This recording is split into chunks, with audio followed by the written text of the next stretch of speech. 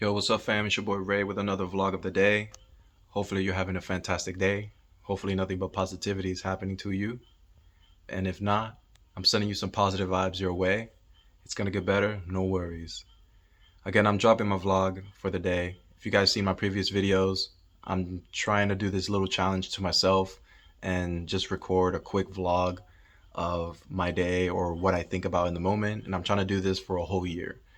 So if you want to follow my journey, subscribe and, wait to see if I ever make it to the end. All right. Um, as far as like what I'm thinking about in the moment, usually I'm always talking about how to get over stuff, how to stay positive, how to just keep going, right? I like to put out messages for people that are younger than me or some that are older than me, just to leave I don't know, let's leave positivity behind. Leave a video behind that, just like the ones that helped me along my journey. Videos that I've hit play on YouTube and they spoke to me and they said a message.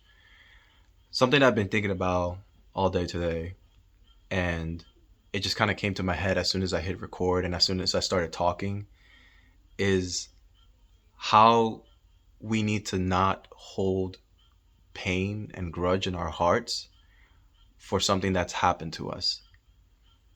And this is kind of like an advice for anybody that's like in their early 20s or younger. I'm 35. I've lived a while now to understand like how life kind of works. Not all of it, but just, at least I kind of started to understand things. And I understand the power of growth and to keep going. Cuz there's sometimes some days, just pushes you to want to quit. Pushes you to want to just be like, turn off the TV, game over, right? There's some days like that, and it sucks. But we always have to keep pushing, keep growing, right? And one of the things us as humans that holds us back from being the best that we could be is when we hold on to pain or a grudge or something traumatic that has happened to us in our lives, maybe when we were younger, maybe throughout our youth, maybe in our 20s, right? And there's a lot of things that had happened to me in my 20s that I held on to the pain or I held on to that grudge, and it made me sometimes negative or made me think about how there's no positive outcome of a situation. It even made me in this type of personality where I always used to say, "Oh, expect the unexpected. Sometimes good things doesn't happen to good people," kind of thing. Sometimes bad things happen to good people. And that's just how life works. I'm gonna be real. I'm gonna be open about this.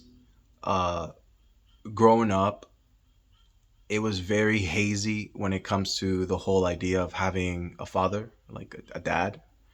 Uh, this is ain't no way, shape, or form a video to call out any bad stuff about my dad or anybody's dad or whatsoever. This is just a video of me just expressing how I took something that was bothering me throughout my youth, painfully, but I turned it into a positive outcome, right?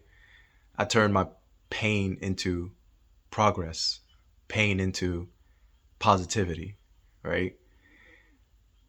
And that's what pushed me to become the man that I am today. So, growing up with a father that he was there towards the beginning of my life, up until I was, I'd say, about 10 years old, I started noticing different mannerisms about him, uh, different things happening around the house. Uh, I'm gonna be open. There were, you know, arguments between my parents in the house. They're Dominican, so these arguments were crazy. Uh, and God bless my mom. She always looked out for us and made sure that we were okay if we ever witnessed anything like that in the house.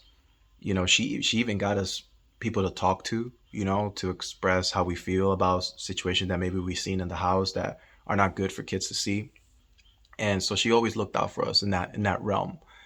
So shout out to my mom for that. But I did grow up with where I did have a father figure. We weren't really connected that much. He enjoyed a lot of like guy stuff, like sports, cars, women, all that stuff. I was never that kind of kid. I was always more into anime, comic books, drawing, video games. It's a different era for me, than where he grew up from. So we never really like connected that much on certain things.